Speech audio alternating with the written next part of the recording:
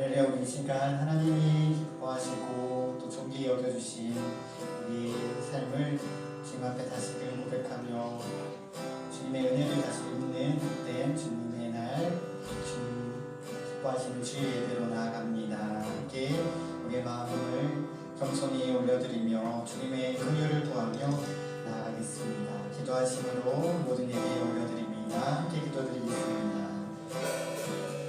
하나님 아버지, 주님을 사랑합니다. 주님의 은혜를 구합니다. 우리 스스로는 온전히 설 수 없고 오히려 볼 수 없는 우리를 다시금 주님께서 주님의 진리의 말씀 가운데서 함께 해주시고 이 자리에 함께 하신 모든 분들과 또한 주님께서 택하신 그 자리 가운데서도 주님 의지하는 모든 분들 주님께서 함께 해주시옵소서.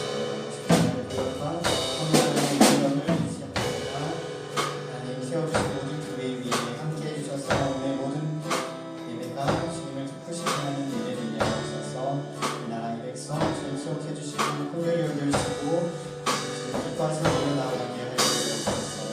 간절한 모든 기도를 주님께 올려드리오니 주님의 대행 주님의 방법으로 응답하시고 주님으로 영광 받아주옵소서. 감사하며 예수님의 이름으로 함께 기도드립니다. 이 시간 하나님의 은혜를 간절히 구하며 하나님의 놀라운 은혜가 임하기를 소망함으로 우리 찬양하며 나아가겠습니다.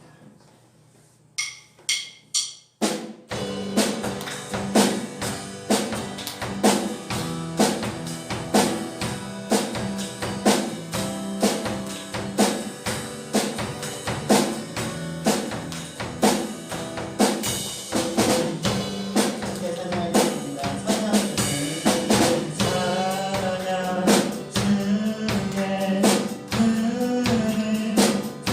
들려주고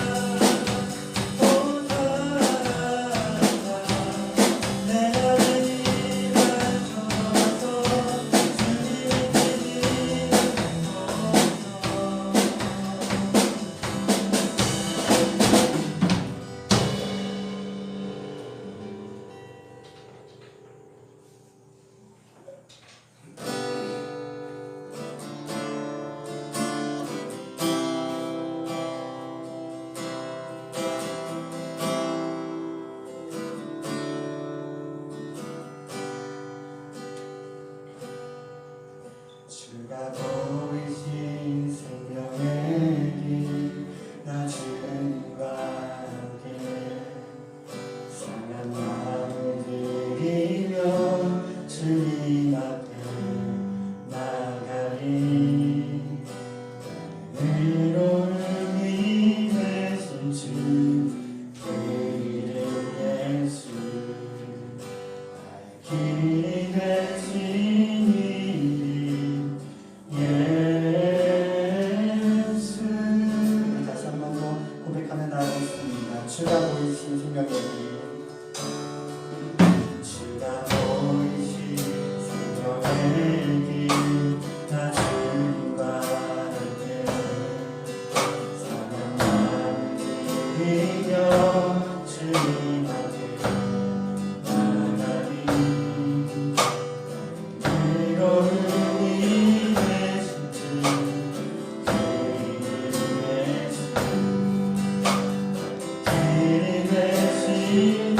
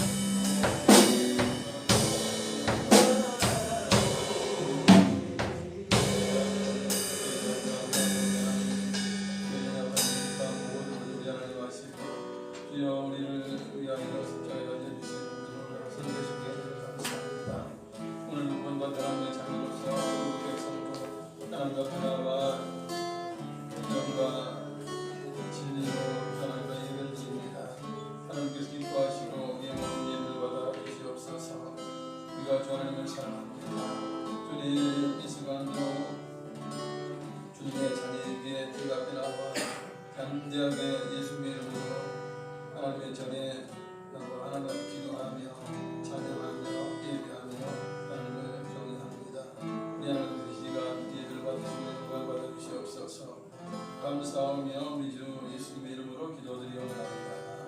아멘. 달라진 목도하심으로 6월 12일 주일 예배를 하나님 앞에 올리겠습니다.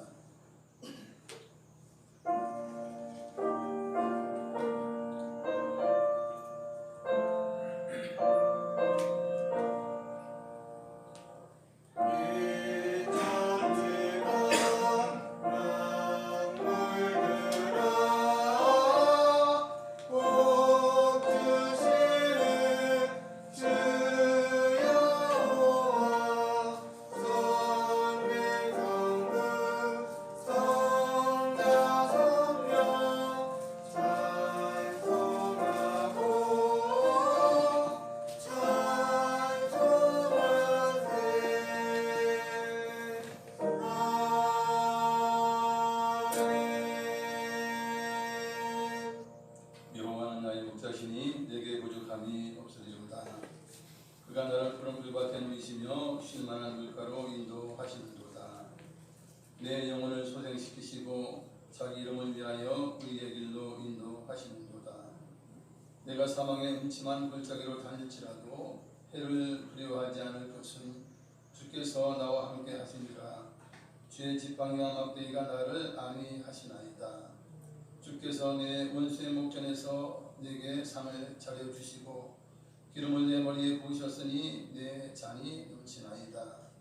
내 평생의 선하심과 인자하심이 반드시 나를 따르리니 내가 여호와의 집에 영원히 살리로다. 아멘. 다같이 일어나셔서 찬양 1장 드리겠습니다.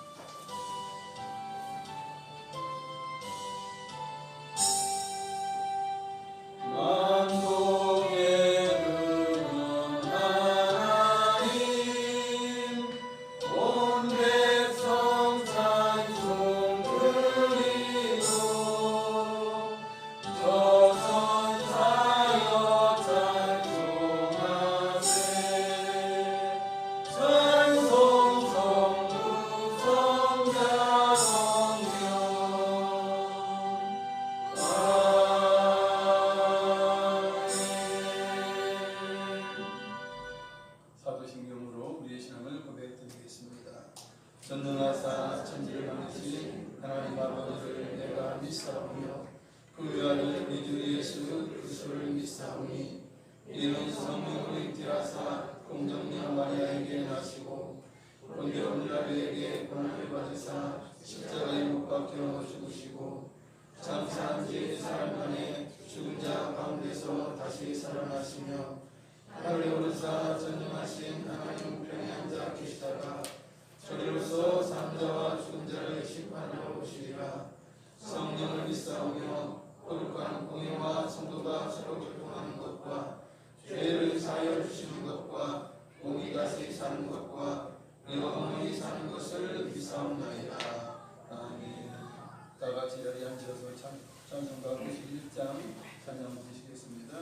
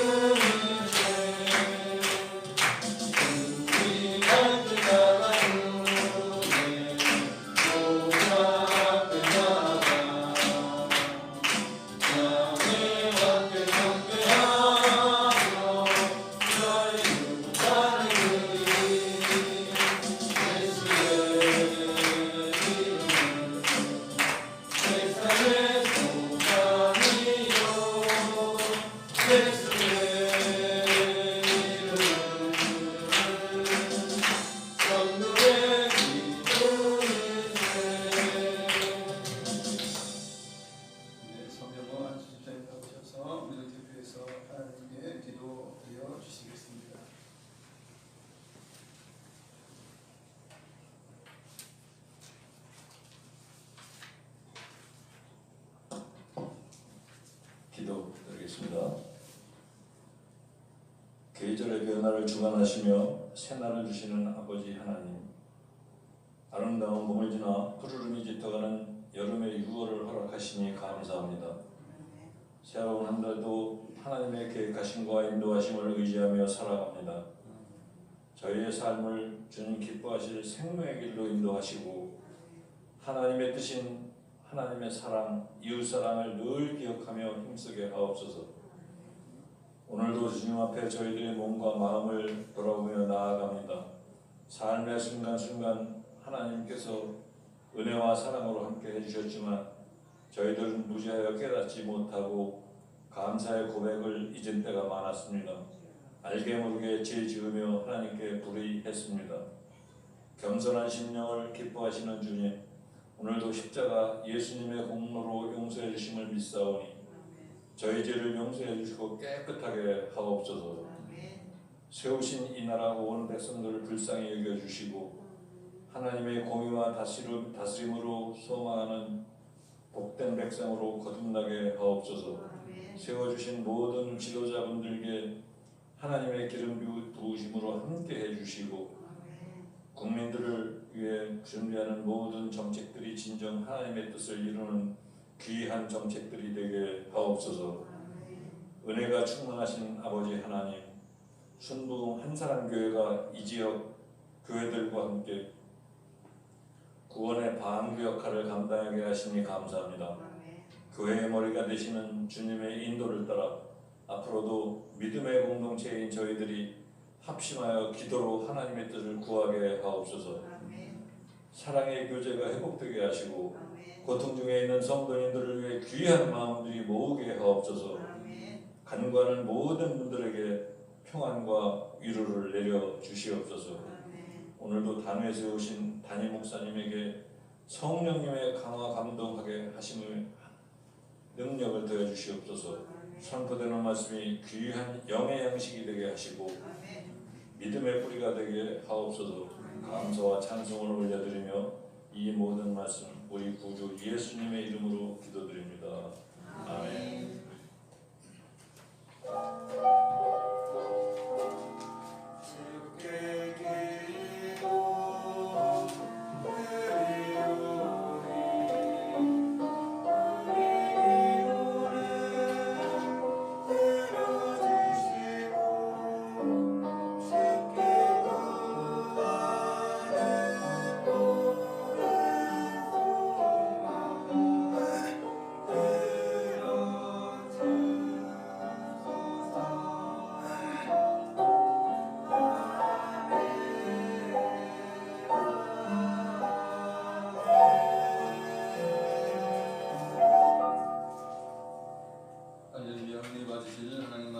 요한복음 4장 9절부터 14절까지 말씀입니다. 신약성경 147페이지 요한복음 4장 9절부터 14절 교독하겠습니다.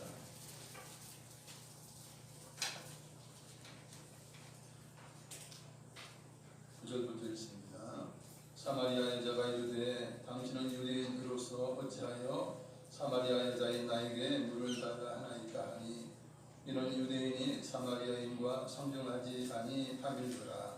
예수께서 대답하여 이르시되 내가 아는 하나님의 선물과 또 내게 물 좀 달라 하니까 누구를 따르면 내가 그에게 구하였을 것이요 그가 생수를 내게 주었으리라. 여자가 이르되 주여 물기를 그릇도 없고 이 우물은 깊은데 어디서 당신이 그 생수를 얻게 사옵나이까?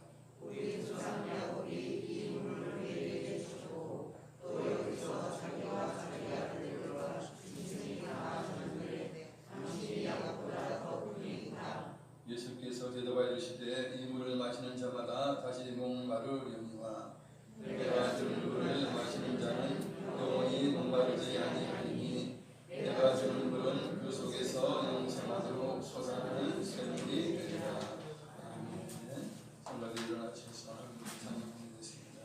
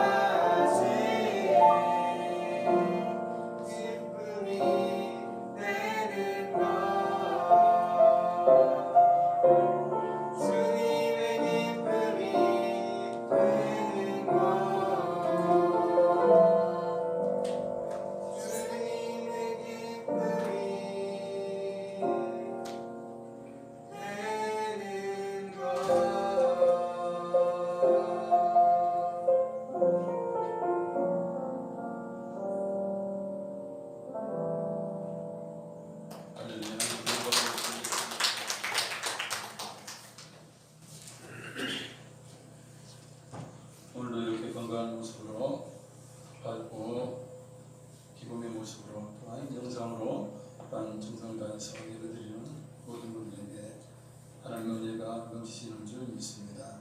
오늘 저는 본문의 내용을 근거로 해서 목마르지 않은 샘물에 대해서 말씀을 드리겠습니다. 사람은 누구나 혼자 살기 힘들고 외롭기 때문에 함께 만나서 살아갑니다. 가정을 이루고 사회를 이루고 공동체를 이루어서 살아가죠. 그러면서 서로 돕고 위로하며 살아갑니다. 이처럼 우리가 사는 이 사회는 서로 돕고 배려하는 그런 마음으로 살아가게 되는 것이죠. 세상 서로가 부족한 점이 많아요. 서로 보충해 줘야 할 것들이 있어요. 그래서 서로 도우며 살아가는 것입니다. 그런데 사람은 누구든 비교를 하며 살아가기 때문에 문제가 생깁니다.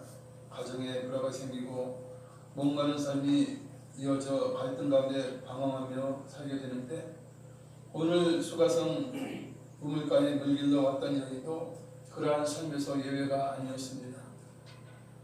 첫 번째 결혼했는데 남 좋아 보여서 결혼했는데 남편이 형편이 없는 거야. 헤어져요. 그 다음에 두 번째 남편을 맞이했어요. 이 친구를 좀 나으려나 했더니 마찬가지예요. 또 이혼. 그래서 5번까지 이렇게 이제 결혼하고 이혼하고 이렇게 하지 않습니까? 그러면서 6번째 남자 살고 있는데 이거 정식적인 남편이 아닌 것이에요.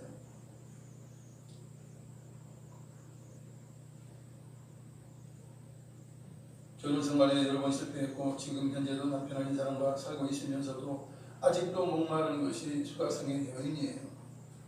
얼마나 많이 데리고 살아야 그것이 해결될 것입니까? 인간의 능력으로는 사람을 만족시킬 수가 없어요. 솔로몬만 해도 1000명의 여자를 건졌어요. 우리나라 의자왕도 그에 못지않게 편적이 있는 사람이에요. 그렇다고 해서 그게 해소가 됩니까? 결코 아닌 것이에요. 이 수가성 여인은 순탄하지 않은 생활 가운데서 여러 번 이혼하고 결혼하는 걸 왕래하면서 부도덕한 여인으로 소문이 나 있는 그런 여인이었어요. 왜 그러냐면 물길러 가는 시간이 아낙네들이 많이 몰리는 아침 시간이든 시원한 시간이 아니고 낮 12시에 물 길러 왔기 때문이고, 그 우물가에는 이 여인 혼자밖에 오지 않았다는 것을 보면 우리가 짐작할 수가 있습니다. 그러나 우리 주님께서는 이러한 여인을 주님 만나 주시고 그의 목마름의 문제, 즉 인생의 문제를 해결해 주셨습니다.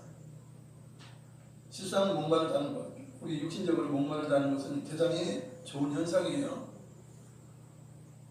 배고프다, 줄이다 하는 것도 굉장히 좋은 현상이에요. 왜냐하면 몸이 그것을 필요로 하기 때문에 목마르기도 하고 이제 배고픔을 느끼는 것이에요.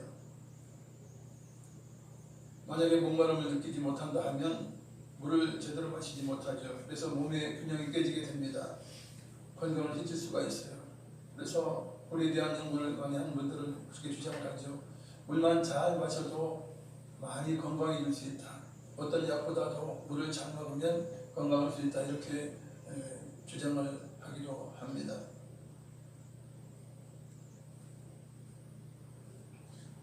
우리 몸만 그런 것이 아니죠. 우리 지구에 있는 그 땅도 마찬가지예요. 토지도 목마름이 있어요. 우리가 지금 2~3개월 가뭄으로 인해서 적적 갈라지지요. 몇 개월 동안 비가 충분히 내리지 않아서 완전 가뭄인데 기상부에서는 소나기가 올 것이다. 뭐다 며칠 몇 주 이야기했는데 하나도 맞지도 않고 비도 내리지도 않아요.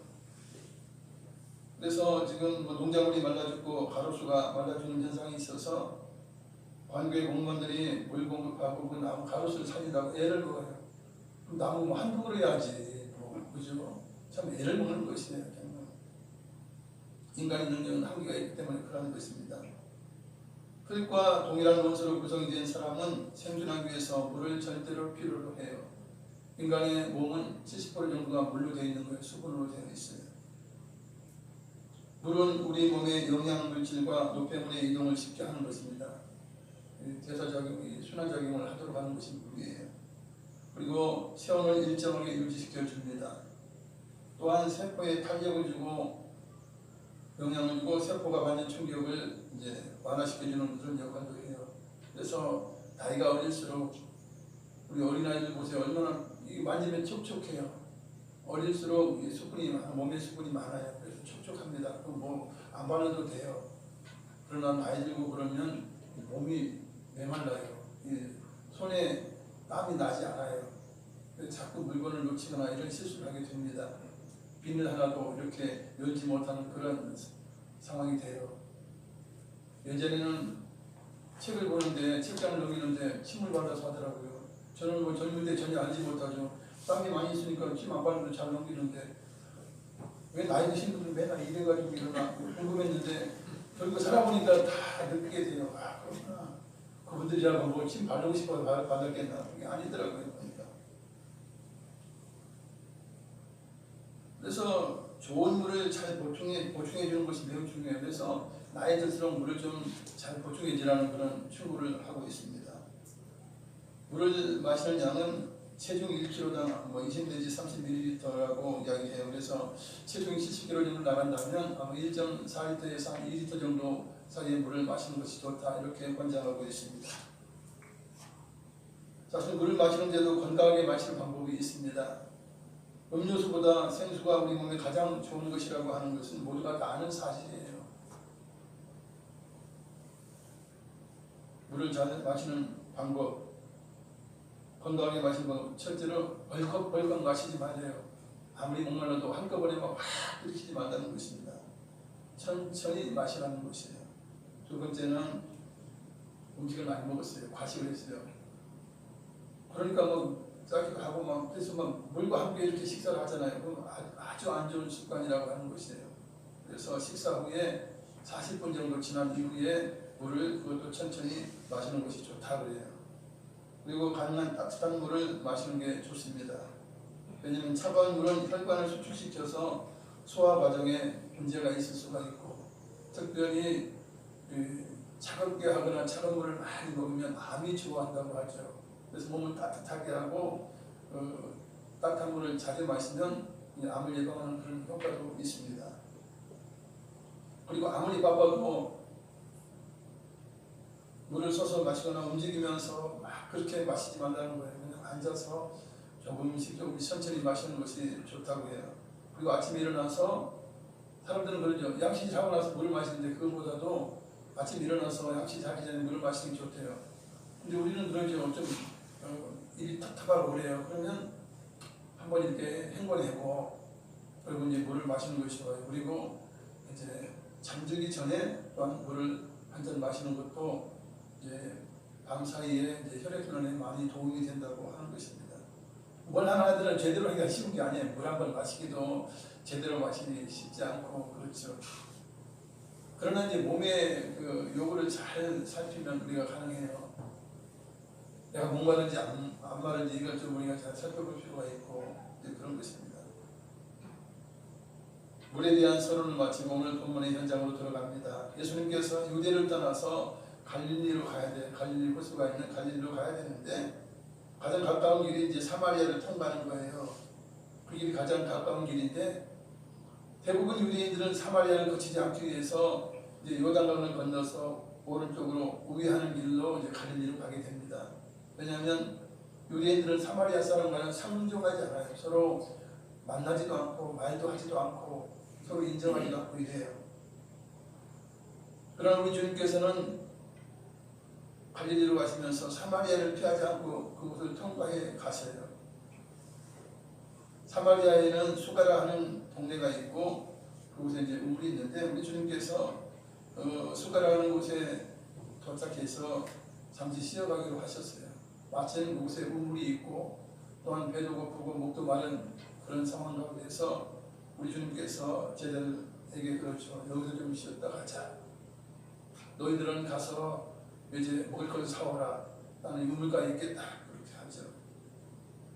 실상 우리 주님께서 이렇게 사마리아를 피하지 않고 가신 이유는 수가라 하는 동네의 사람들을 전도해서 구원하시기 위해서입니다. 그래서 우리 주님께서 행하시는 길은 모든 목적이 전도하는 것이에요. 사람 생명을 살리는 것이에요. 사마리아는 북이스라엘의 수도였어요. 이스라엘이 우리와 공통 때문에 남북으로 갈라져 있었던 때가 있어요. 이스라엘은. 그래서 남쪽은 유다요, 북쪽은 이스라엘로 이렇게 갈라졌던 때가 있어요. 그렇게 갈라져서 이제 두 나라가 있다가 이제 북이스라엘이 먼저 멸망을 해요. 아수르에 의해서, 즉 아시리아에 의해서 북이스라엘이 멸망을 하고 북이스라엘의 수도였던 사마리아가 이제 정복당하게 됩니다. 그럴 때 사마리아에 살고 있는 이 이스라엘 백성들을 이제 정복자들이 포로로 끌고 가요. 그 다음에 이제 자기들이 원하는 이방인들을 이 사마리아로 정착하게 위주를 시켜요. 이게 이제 동화시켜서 이제 영원히 자기들의 것을 만들려는 그런 목적도 있는 것이죠. 그렇게 해서 이 사마리아 쪽은 문제가 무엇이냐? 이 신앙적으로 순수성을 잃어버려요. 이방인들이 들어와서 거주하다 보니까 우상을 가지고 들어오죠. 우상 문화와 이제 하나님 섬기는 그 신앙이 뒤섞이게 돼요. 혼합이 돼요. 순수하지 못한 그런 이제 예배를 드리게 됐죠. 그런 신앙을 가질 수밖에 없는 그런 상황이 되어버리고, 두 번째는 이제 이주민들이, 그죠? 이주민들이 이 사마리아에 들어와서 권세가 있고 세력이 있고 돈도 많고 막 이래. 그럼 어떡합니까? 이게 이제 혼인이 이루어지는 것이에요. 그래가지고 이제 이스라엘 백성과 이제 이방 땅에서 온 그 이방인들과 이렇게 서로 딸을 주고 아들을 주고받는 그런 이제 자본이 상하게 돼서 혈통이 깨끗해지지 않아요. 순수한 히브리 혈통이 아닌 것이에요. 그런 것이 깨져요. 문화도 뒤섞이고 신앙도 그렇고 혈통도 그렇고 이렇게 되다 보니까 유대인들과는 이게 어울릴 수가 없는 것이에요. 그래서 서로 이제 상종하지 않는 것은 유대인들이 뭐 상종하지 않으니까 뭐 저들을 상종하지 않게 되는 그런 상황이 돼버려요. 그래서 이 사마리아 사람들은 유대인들에게 멸시를 받고 천대를 받고 심지어는 뭐 괴롭힘을 받는 그런 정도까지 이제 이르게 됩니다. 이 수가라는 동네, 사마리아 수가라는 동네에 야곱이 그 아들 요셉에게 준 땅이 가까운 지역이라서 우리 주님께서 앉으셨던 우물이 야곱의 우물이에요. 야곱이 그 후손들에게 물려준 우물입니다. 그래서 이스라엘 지역은 물이 부족한 지역이에요. 우물을 판다고 해서 다 나누는데 가장 우물 파기가 그렇게 어려운 곳이 이제 팔레스틴, 즉 이스라엘 땅이에요. 가나안 땅이에요. 그래서 물을 하나 파면 그것은 굉장한 자산이 됩니다. 하긴 우리도 옛날에 그랬어요. 우리가 뭐 호수라든지 강을 끼고 살지 않았다고 하면 우리도 물이 뭐 그렇게 상수 시설이 안 돼 있을 때는 굉장히 문제가 되죠. 그래서 여러분 뭐 나이 드신 분들은 다 알지만 뭐 수도가 제대로 안 돼 있을 때는 다 뭐 이제 지하수를 파고 그렇게 했어요. 그래서 펌프를 넣고 펌프로 이제 물을 뿜어서 물을 길어다 쓰고 이제 그렇게 했던 우리나라는 그래요. 뭐 50년 전만 해도 그렇지 않습니까? 그런 상황에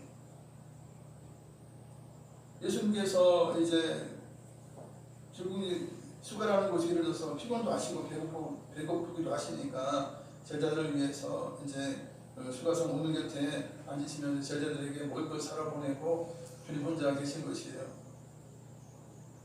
이때가 이제 우리 시간으로 낮 12시쯤 돼요. 그때 마침 사마리아 여인 한 명이 물을 길으러 나왔어요. 예수님은 이 여인에게 물을 좀 길어서 마실 수 있도록 해달라고 부탁을 하죠. 왜냐하면 이미 제자들은 먹을 것을 사러 동네에 들어갔고 예수님 혼자 그 우물가에 계셨다가 이제 물을 달라고 하는 것이에요. 아마 제자들이 있었으면 제자들도 물 좀 달라 했겠죠. 왜냐하면 먼 거리를 걸어서 하기 때문에 그 당시는 참 목마르거나 배고플 일들이 많아요. 왜냐하면 여기 전도하러 다니다 보면 뭐 음식을 싸들고 다니는 것도 아니고 그렇지 않습니까? 물을 가지고 다니더라도 또 물이 떨어질 때도 있고 이런 상황이 되기도 해요. 예수님이 물을 달라고 하자 여인이 따지면서 말을 해요. 똑똑한 여인은 같아요. 아마 얼굴도 이쁘겠죠? 그러니 뭐 5번 뭐 결혼하고 이혼하고 해도 6번 또 다른 남자들이 또 붙어서 세상 말을 붙어가지고 당신 아름답네 이렇게 하지 않았겠어요. 아마 여기 앉아계신 분처럼 아주 예쁜 얼굴을 가지고 있었다 생각이 돼요. 이 여인이 그래요. 똑똑하고 이제 현명하죠. 똑똑한 여인이에요. 그래서 당신 유대인 아닙니까? 복장을 봐도 그렇고 내가 이 동네에서 오래 살았지만 당신은 처음 보는 사람인데 유대인이 틀림없는데 왜 사마리아 여인이 나에게 물을 달라고 그러냐? 다른 유대인들은 아예 이곳에 오지도 않고 심지어는 뭐 물을 달라고 하는 건 상상치 못할 일인데 나와 당신이 무슨 상관이 있습니까? 왜 나에게 물을 달라고 합니까? 라고 하는 것이에요. 실상 이런 상황은 우리가 조금 더 이제 상황을 이렇게 잘 살펴보면 이 유대인 남자 혼자가 우물가에 유대인 남자 한 명 있어요. 한 명이 여인이 우물가에 왔어요. 이제 물을 달라고 해요. 목이 마르지 모르지 뭐 여인이나 무슨 상관이 있겠어요. 여하튼 이런 상황이 되니까 유대인 남자가 사마리아 여인에게 말을 거는 수작을 거는 것처럼 될 수도 있는 거예요. 왜냐하면 1대1이니까 남자 하나 여자 하나 있지 않습니까? 그래서 여인이 또 모르겠어요. 이건 뭐 제 생각인데 혼자 독특히 생각했을 수도 있죠. 야, 내가 이쁘긴 이쁜가 보다. 이 유대인이 나에게까지 말을 걸다니 이렇게 생각할 수도 있어요. 그러면서 이제 따져된 것이죠. 사실 그러나 우리 주님께서 이렇게 말을 거신 이유는 전도하기 위해서 그런 거예요. 전도하려면 우물가에서 물을 달라고 그러지 뭐 숭늉을 달라고 하겠어요. 뭐 밥을 달라고 하겠어요. 그렇지 못하잖아요. 우물가에서 당연히 뭐 물이 있으니까 물 좀 주시오. 이래가지고 이제 풍문을 열어놓고 그리고 이제 전도를 시작하는 거죠. 대화를 시작하는 거예요. 따지고 묻는 수가성 여인에게 주님께서는 관심을 크게 끌 말씀을 던지셔요. 네가 물을 달라는 데가 누군지 알았더라면 그리고 하나님의 선물이 얼마나 좋은지 알았더라면 네가 나에게 구했을 거다. 그러면 내가 생수를 너에게 주었으리라. 이렇게 이야기합니다. 내가 누군지 아느냐? 난 하나님의 선물을 줄 수 있는 자다. 네가 나를 알았다면 내가 어떤 사람인지 알았다면 네가 그렇게 따지고 그렇게 다니고 나에게 오히려 생수를 달라고 했고 내가 너에게 생수를 주었으리라. 이렇게 말씀해요. 그 여인은 또 기가 막힌 거지. 뭔 이상한 남자가 와가지고 말이죠. 뭐 내가 누군지 아느냐 싸고 그러면서 하나님 선물 좋은 거 있는데 네가 나에게 안 구해서 그렇지 구하면 내가 생수를 줄 거다. 뭐 엉뚱한 말을 이렇게 하는 거예요. 그러니까 자기들 또 말을 해요. 아주여 당신은 물기를 꿀 수 없지 않습니까? 이 우물이 있긴 하지만 이걸 당신 어떻게 이룰 거예요? 그리고 이 물은 깊지 않습니까? 어떻게 물을 길어서 나에게 줄 수 있느냐는 거예요. 이 우물은 우리 조상 야곱이 우리에게 물려준 것인데 거기서 자기와 자기 아들들과 짐승 그리고 후손들이 우리까지도 여기서 지금 이 우물에서 물을 마시고 있는데 당신이 빈손으로 왼손으로 생수를 줄 수 있다고 그렇게 호언장담하니 당신이 야곱보다 더 큰 사람입니까? 그렇게 이제 따지고 든 것이에요. 당신이 야곱보다 훌륭해요? 야곱 조상 우리에게 이 우물 귀한 우물을 줬는데 당신은 뭐 해준 게 뭐 있고 뭐 할 수 있느냐는 거예요. 이렇게 따지기 시작하는 것입니다. 사실 수가성 여인은 뭐 영적인 부분, 영적인 말씀을 영적으로 받아들이지 않고 눈으로 보는 육신적인 그 눈으로 바라보면서 이야기했기 때문에 그런 것이에요. 그런데 예수님은 이런 여인에게 또 궁리가 담기는 말을 또 하세요. 그러냐? 이 야곱이 준 것이 많다. 나도 안다. 이 우물이 아주 귀하고 물이 시원할지라도 이 우물을 마시는 자마다 다시 목마르지 않느냐? 너도 계속해서 이 물에 와서 물을 떠가지 않느냐? 그러나 내가 주는 물을 마시는 자는 영원히 목마르지 않는다. 왜냐하면 내가 주는 물은 그 속에서 영생하도록 솟아나는 샘물이 되기 때문이다. 이렇게 말씀해요. 이해하지 못할 말을 하시는 거예요. 왜냐하면 예수님은 이제 영적인 질문이나 대답을 하시고 여인은 그냥 눈에 보이는 대로 우리의 이제 일상적인 생각으로 그렇게 대화하는 거예요. 그 대화가 이제 맞지 않는 것이죠, 사실. 그러나 이 수가성 여인은 그래요. 영원히 목마르지 않다고 그러니까 그런 게 진짜 있느냐? 그런 거 있다면 좀 줘라. 그렇게 이제 오히려 이제 여인이 이제 예수님께 생수를 이제 요구하게 되죠. 이제 15절 자막을 읽겠습니다. 여자가 이르되 주여 그런 물을 내게 주사 목마르지도 않고 또 여기 물길로 오지도 않게 하옵소서. 아멘. 수상 주님께서 이제 평안을 주시죠. 세상이 줄 수 없는 평안을 주신다고 우리 주님이 말씀하셨어요. 이미 우리 주님께서 주실 수 있고요. 그런데 우리 주님께서 또한 우리 주님을 믿는 자에게 성령을 보내주셔서 또한 샘신을 샘물이 되게 하시죠. 요한복음 7장 37절부터 39절을 읽어드립니다. 명절 끝날 곧 큰 날에 예수께서 서서 외쳐 이르시되 누구든지 목마르거든 내게로 와서 마시라. 나를 믿는 자는 성경에 이른 것 같이 그 배에서 생수의 강이 흘러나오리라 하시니 이는 그를 믿는 자들이 받을 성령을 가르쳐 말씀하신 것이라. 아멘. 예수님을 믿으면 예수님께서도 세상의 아니보다 평안도 주시고 마음의 기쁨도 주시지만 또 성령께서는 또한 생수가 흘러넘치도록 그렇게 우리 가운데 내주하셔서 우리의 삶을 인도해 주시는 것이에요. 이래도 이제 이해가 가지 않잖아요. 여인들도 생수 있느냐 주세요. 그러면 나 뭘 남기려고 얼마나 좋겠습니까? 엉뚱한 그렇게 하니까 뭐 이런 대화 해봐야 이게 지금 끝도 없는 대화예요. 그러니까 우리 주님께서 이제 반전하시기 위해서 뜬금없이 여인에게 이제 황당한 명령을 하셔요. 그러냐, 내 남편 데리고 오라. 여인은 그래서 남편 데려오면 뭐 생수를 준다나? 우리가 이제 일반적인 대화라고 그럴 수도 있는 거예요. 사실 남편 그러면 이 여인은 좋지 않은 기억들이 많아요. 뭐 5번째 뭐 가르쳤으니까 뭐 남편이라고 하는 것들은 죄다 남자라고 생긴 것들은 다 이렇다 그렇게 생각하지 않을 거예요. 그죠? 아주 안 좋은 기억을 가지고 있을 겁니다. 지금 6번째 뭐 남자도 뭐 남편 아니지만 이제 뭐 살아보고 이제 좀 남편으로 삼을지 말지 고민하고 있는 그런 상황일지도 몰라요.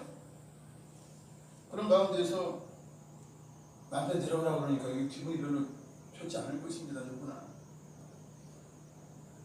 여러분 뭐 아내가 만족하는 남편들 사실 제가 쳐도 저도 아니고 거의 없더라고요. 아이고 좀 우리 아내들의 그 수준은 굉장히 높아요. 그래서 남자들이 반을 못 따라와. 그게 이제 갈등의 원인이 되기도 해요. 사실은 갈등의 원인이 되게 되는데 나는 남편 없다고 해요. 그러니까 우리 주님께서 그러죠. 그러냐 네 말이 맞다 그래. 네 말이 맞다.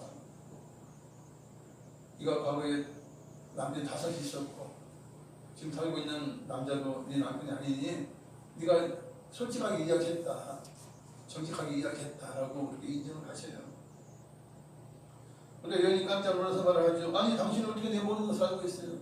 당신 나를 처음 보는데 그러고 보니까 당신은 선지자군요. 선지자가 틀림이 없습니다. 그래요. 그래놓고 이제 이야기하는 거예요. 이 여인이 더 이제 바짝 달라드는 것이죠. 당신이 과연 선지자 같은데 내가 문제가 좀 있어. 내가 좀 궁금한 게 있어요. 내가 좀 당신한테 좀 문제를 내볼 테니까 내가 물어볼 테니까 이거 대답 좀 해줘요. 하는 거예요. 그 여인의 첫 번째 그 상담의 핵심이 무엇인지 아세요?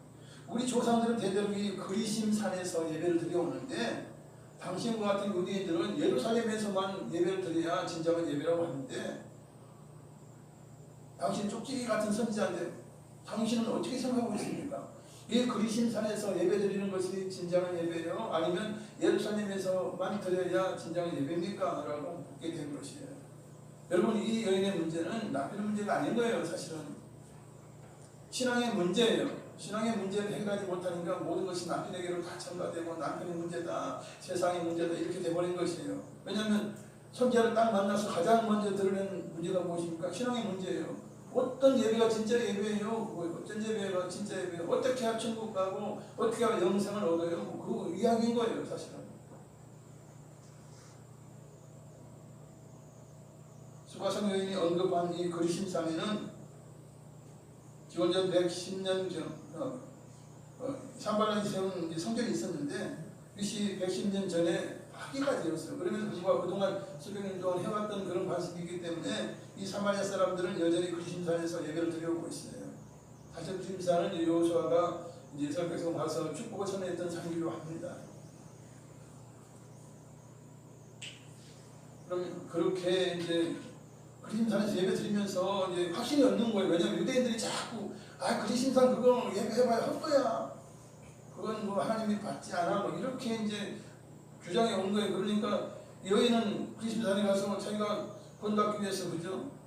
하나님에 대해서 예배를 해도 이게 확신이 없는 거예요. 내가 이 그리스도산에 예배 드려본들 저 유대인들 하나님 말씀을 제대로 알고 있는 저들의 말에 의해서 의미 없다 그러면 내가 하나님을 찾긴 찾아야 되고 그죠? 신앙 열심히 믿음 생활해서 해야 되는데 이건 확신이 없는 것이요. 확신이 없는 거예요. 기쁨이 없는 것이에요. 그렇게 우리 주님께서 말씀하시죠. 예배는 일정한 장소가 문제가 아닌 어느 곳에서도 드려질 수 있음을 말씀하셔요. 그리고 우상과 혼합된 사마리아인의 예배는 알지 못하고 드리는 그런 엉터리 예배라고 말씀을 해주셔요. 그러면서 우리 주님께서 말씀하시죠. 하나님께 영과 진리로 드리는 참된 예배를 드릴 때가 왔는데 곧 이때라. 우리 주님께서 오신 그때라는 거예요. 그러면서 하나님이 영이시다. 눈에 보이지 않지만 영이시고 어디나 계시는 분이라 장소보다 영과 진리로 예배드리는 것이 옳고 하나님은 이렇게 영과 진리로 예배하는 자들을 찾는다. 그렇게 가르쳐 주셔요. 여기는 알뜰같이 거예요. 그러면 뭐 대답이 이래. 그럼 그리심산에 어디 가든지 아니면 예루살렘에서 예배가 어디 가든지 이렇게 딱 부러지게 하면 되는데 이제 영과 진리로 예배드리면 어느 곳에서도 괜찮아. 뭐 이런 식으로 말씀하니까 이게 이제 좀 답답하죠. 사실은 뭐 A냐 B냐를 물었는데 A, B로 대답을 해봐. 이거 뭐예요? 이렇게 할 거란 말이에요. 그러니까 못 믿어지는 거예요. 그래서 문제 해결을 뒤로 미루는 말을 해요. 예수님 앞에. 요한복음 4장 25절이죠. 여자가 이르되 메시아 곧 그리스도라 하는 이가 오신 줄을 내가 아노니 그가 오시면 모든 것을 우리에게 알려주리이다. 나 당신 이야기 들어보니까 그 대답 같기도 아닌 것 같기도 하고 애매모호한데 난 당신은 못 믿겠다. 당신 대답한 걸 믿을 수가 없다. 그러나 메시아 그리스도라 하시는 분이 오시면 명쾌하게 대답해 줄 거다. 그렇게 이야기를 해요. 여인이. 여러분 여인의 문제는 무엇입니까? 신앙의 문제예요. 어떻게 예배드려야 진정한 예배냐. 그리고 그 마음속에 무엇이 있어요? 메시아를 고대하고 있는 거예요. 그리스도를 기다리고 있었던 것입니다. 여인은 믿음의 신앙적으로 굉장히 갈급한 여인이었어요. 그러한 여인의 갈급한 마음을 육신적인 남편이 해소해 줄 수 있어요? 안 돼요. 그거 한 줄 갖다 안 되는 것이에요. 그러니 바꿔보고 이리 바꿔보고 저리 바꿔본들 안 되는 것입니다. 이건 영적인 문제와 신앙적인 문제예요. 여러분. 이것이 해결되어야 모든 육신적인 무엇이 해결이 되는 것은 이제 믿음이 있고 신앙의 원전이 잡히면요 보이는 그 기준이 달라지고요 생각하는 기준이 달라지고 가치관이 다 달라지는 것이거든. 이게 바뀌어야 이게 갈급함이 없는 것이에요. 몸가름이 없는 것이에요. 그럴 때 예수님 그러시죠. 그러냐? 네가 메시아를 만나면 믿겠냐? 하는 거예요. 바로 네가 너 기다리는 그가 바로 나다. 그래요. 여러분 예수님은 자신의 공생의 3년 동안 자기가 그리스도라 내가 메시아라 처음에는 밝히지 않으셨어요.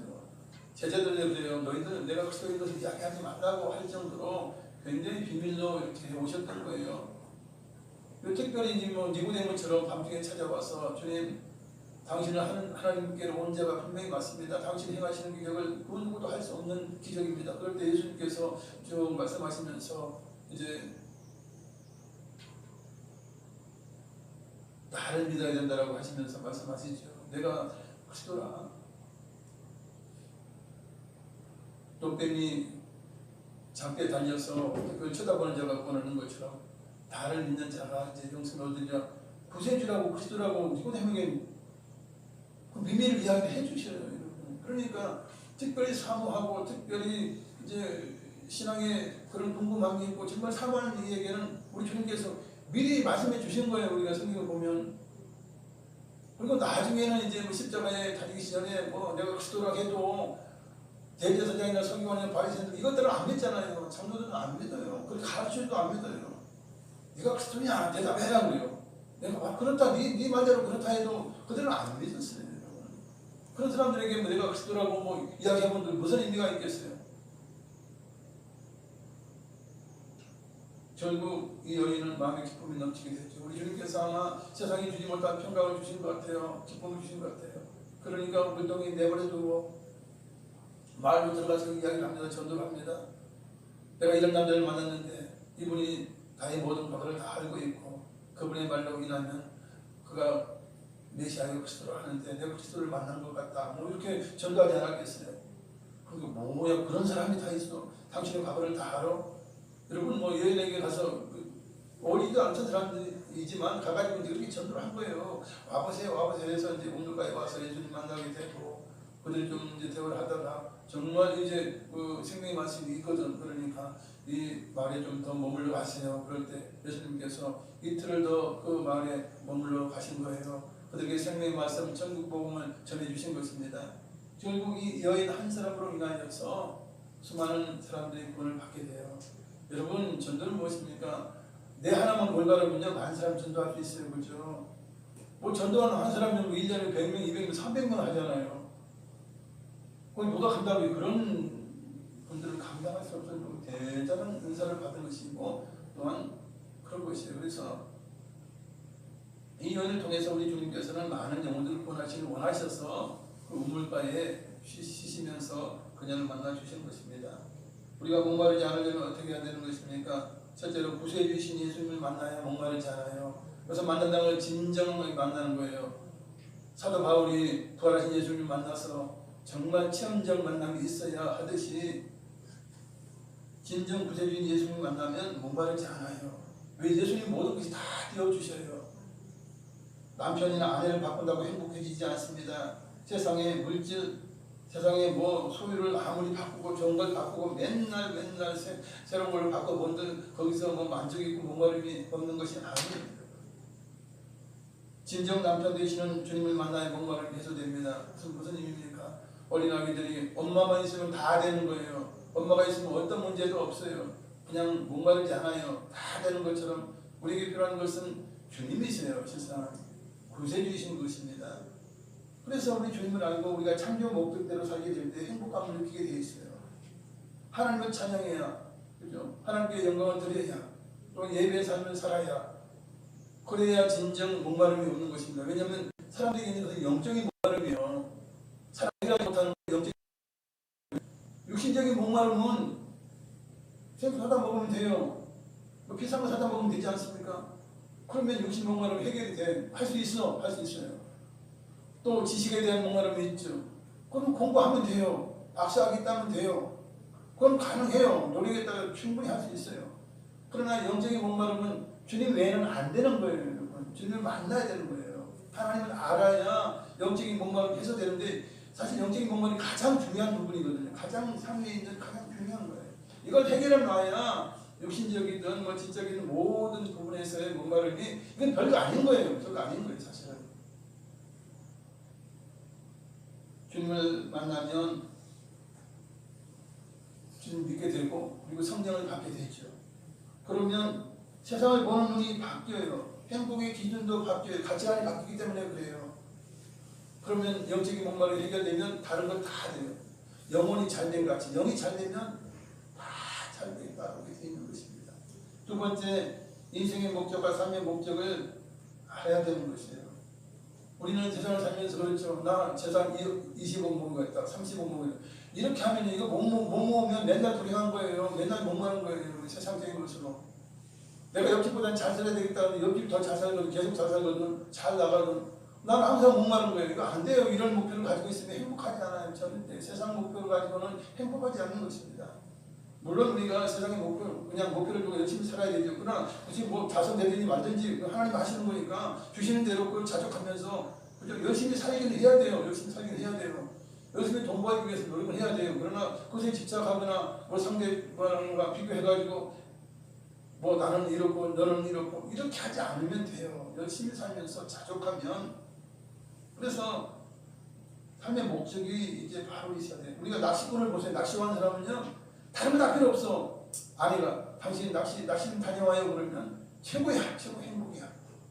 그럼 뭐 바다 낚시도 하고 뭐 낚시 가면 그걸로 행복이야. 왜냐? 삶의 목표가 그거예요. 그러면 그 사람이 행복하잖아. 물론 그게 이제 뭐 영혼 구원하고는 전혀 관계없어요. 착각적인 그런 이제 만족이겠지만 일적인 만족을 주지 않습니까? 등산 좋아하는 사람 등산해야만이 행복해. 그리고 식도락 가는 여기 다니면서 맛있는 걸 먹어야 행복해. 그럼 정말 우리가 주님을 믿고 주님을 위하여 우리의 삶을 그 목표를 정한다면 우리 주님만 있으면 행복한 거예요. 주님의 일을 하면 행복한 거예요, 여러분.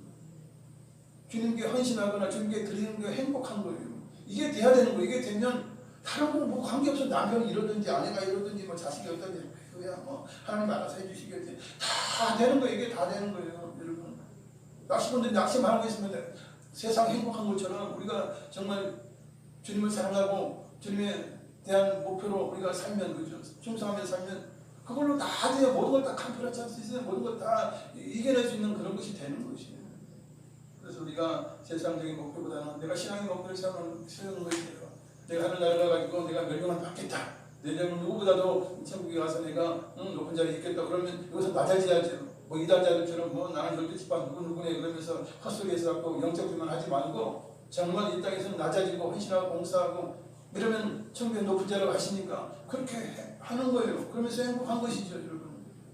그래서 우리가 행복할 수 있는 기준, 판단 기준, 세상에 그 가치관을 바꿔야 되는 거예요. 이게 어떻게 가능하냐? 영적인 목마름이 해소되고 주님을 만나고, 그죠? 주님에 대한 목표가 이루어질 때 그것이 해결이 되는 거예요. 그렇지 않으면 늘 뭐 막 불만족이에요, 여러분.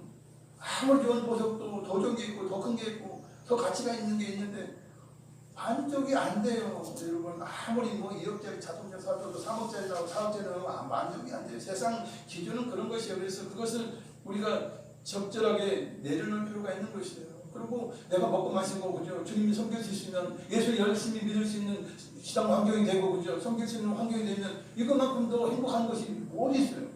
그런데 믿는다고 하면서도 자꾸 세상 것만 바라보니까 예수 믿고도 안 행복한 거예요. 불행한 거예요. 자꾸 목이 마른 거예요. 왜? 세상 것 갖고 자꾸 비교하니까 안 되는 거예요. 그래서 우리가 정말 주님을 제대로 만나면 세상 것은 그냥 어차피 내가 생존하는 동안 있는 거다라고 생각해서 그렇게 살게 돼요, 여러분. 말씀을 정리합니다. 사람에게 있어서 신앙의 문제 가장 근본적인 가장 큰 문제예요. 영적 목마름이 가장 큰 문제예요. 그건 하나님만이 해결할 수 있어요. 주님만이 해결할 수가 있어요. 그래서 우리가 이 영적인 목마름을 해소한다면 세상 일로 인하여서 소소한 세상 일로 인하여 시험받지 않아요. 그거 가지고 막 갈등하고 막 이러지 않아요. 그걸 다 이길 수 있는 힘이 생기는 것입니다. 가장 귀한 천국을 소유한 자는, 주님과 함께 늘 동행하는 자는 목마름이 없습니다. 늘 행복할 수 있습니다. 감사할 수 있습니다. 기뻐할 수 있습니다.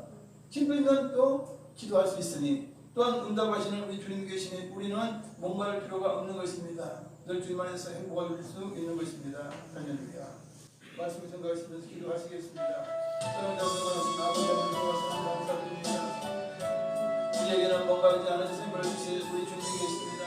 우리 주님께서 우리와 동행하시고 늘 사랑 먹게 되는 우리 주님께서 우리가 함께 하실 때 우리는 마음의 걱정, 불안 소리는 다 떠나가고 우리 마음의 평강이 임합니다. 우리 주님께서 세상이 알지 못하는 기쁨과 평안을 우리에게 주시겠다고 말씀하셨습니다. 세상 끝날까지 우리와 함께 하시겠다고 말씀하셨고, 우리 주님 말씀하신 것은 너희가 이제는 내 이름으로 무엇을 구하지 않았으나 이제는 내 이름으로 무엇을 구하라. 그러면 아버지께서 주실 것이라고 말씀하시면서 모든 문제 해결을 우리에게 주셨습니다. 또한 우리 주님께서 성전하신 이후에 우리에게 성령을 보내주셔서 성령 하나님께서 우리의 마음 심령 가운데 내주하셔서 우리의 마음을 위로해 주십니다. 우리의 보혜사가 되어 주십니다. 할렐루야. 가장 소중한 아버지 주님을 만났는데, 가장 귀한 곳은 우리 주님을 만났는데 우리가 왜 불행해야 합니까? 왜 우리가 목말라해야 합니까? 아버지, 우리가 진정 주님을 만날 수 있는 아버지 우리의 주님이 되고 정말 주님을 사모하며 주님을 사랑할 수 있는 우리 삶이 되고, 주님 이 세상의 가치관이 아닌 천국의 가치관으로 우리 하나님께서 기뻐하시는 가치관으로 우리의 가치관을 바꾸고 정말 이 땅의 사는 동안도 정말 낮아지며 섬기며 모든 주님의 명령대로 서로 사랑하며 저희 서로 위로하며 정리하며 아버지 사랑할 수 있는 우리의 모든 삶 가운데 우리 하나님 공을 주십니다. 오 주의 영광을 하시고 우리의 모든 삶을 인도하시니 순종한 삶을 살게 하시고 주의 주시는 기쁨 가운데 살게 하여 주시옵소서. 아버지 우리의 가치관을 바꾸기를 원합니다. 오 주여 천국을 바라보고 아버지 영생을 바라보며 주여 더 영원한 것을 바라보고 영적인 것을 바라보고 아버지 이 땅에 없어질 것을 바라보며 낙심하고 아버지 불평하고 아버지 실망할 것이 아니요 오직 영원하신 우리의 주님 주님 신랑 되시는 주님을 바라보며 기쁨으로 살 수 있고 감사를 할 수 있는 우리 신령 되시도록 인도하여 주시옵소서. 우리는 행복합니다. 우리 하나님의 자녀인데 얼마나 행복합니까? 우리 주님과 함께 하시고 성령 하나님과 함께 하시니 우리 얼마나 행복합니까? 주여 우리는 기도할 수 있는 아버지 권세가 있습니다. 주여 우리가 기도할 수 있는데 왜 낙락합니까? 오 주여 우리의 놀라운 앞으로 얘기하신 놀라운 사랑의 영광 할렐루야 감사합니다. 사랑자비가 많으신 아버지 감사합니다. 어린 아기에게는 어머니가 전부이듯이 어머니만 있으면 행복하듯이 우리의 인생에 우리 주님만 만나면 우리 주님만 진심으로만 체험하고 만날 수 있다면 우리는 불행하지 않습니다. 목말라 할 이유도 없습니다. 우리 주님께서 사랑 목자 되셔서 우리는 그런 조장 맑은 신의 물가로 인도하시며 우리 모든 대적에서 보호해 주시고 우리를 원세 목에 상을 베푸시고 기름으로 우리의 머리에 부으시는 우리 주님 계시는데 우리는 행복할 수 있습니다. 늘 감사할 수 있습니다. 우리의 모든 삶에 주님을 진정 만나고 진정 주님과의 기쁜 아버지 관계가 될 수 있는 아버지 정금 같은 믿음으로 승리할 수 있는 우리 모두가 되게 하여 주시옵소서. 우리 인생의 가치관이 바뀌고 우리의 인생에 정말 행복함이 넘치는 귀한 성도 모두가 되게 하여 주시옵소서. 예수님의 이름으로 기도드리옵나이다. 아멘. 이런 시간 나오셔서 헌금 예수 기도해 주시겠습니까?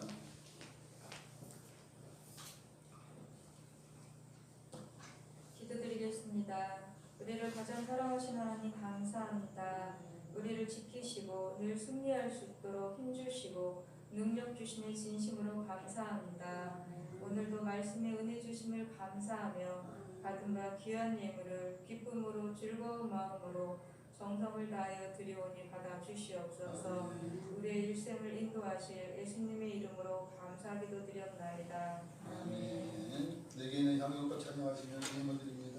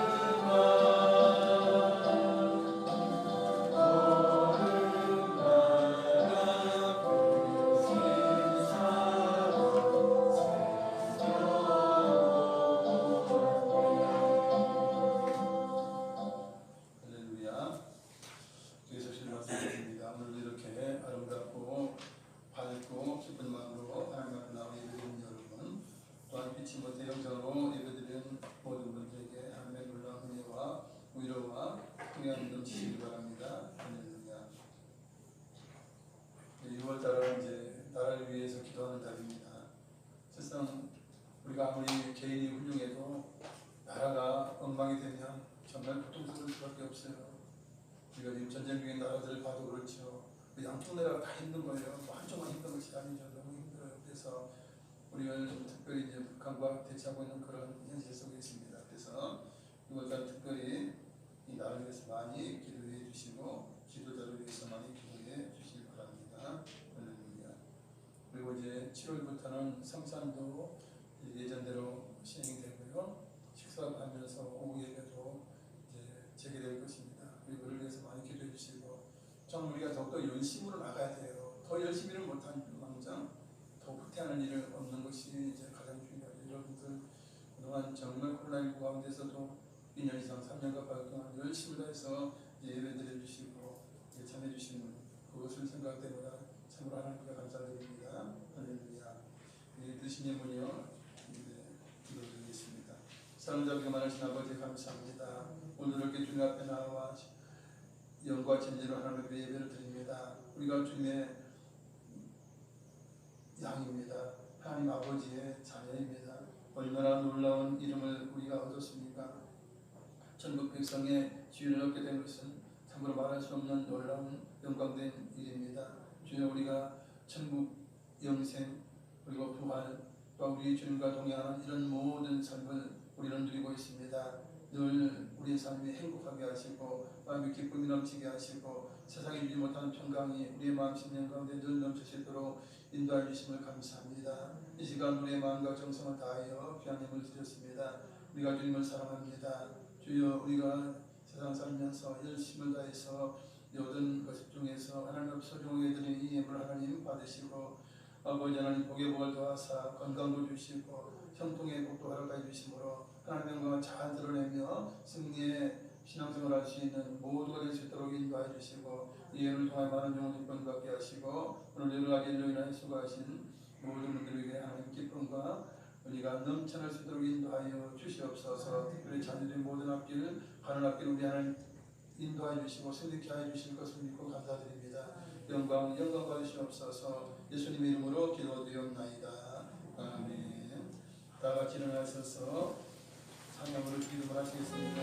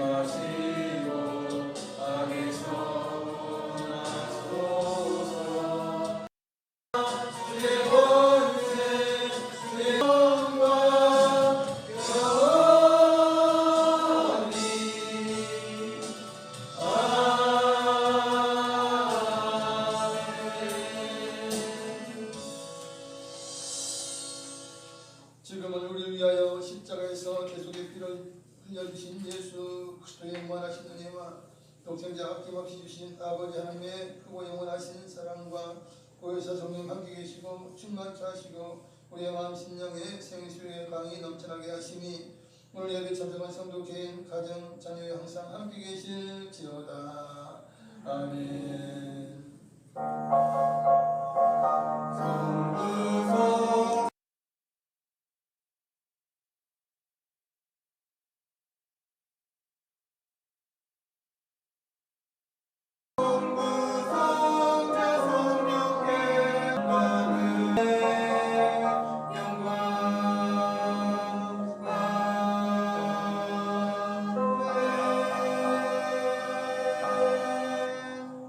할렐루야. 우리를 살리시려고 우리에게 생명을 주신 예수 그리스도 우리 주님께 영광의 박수 올려드리겠습니다.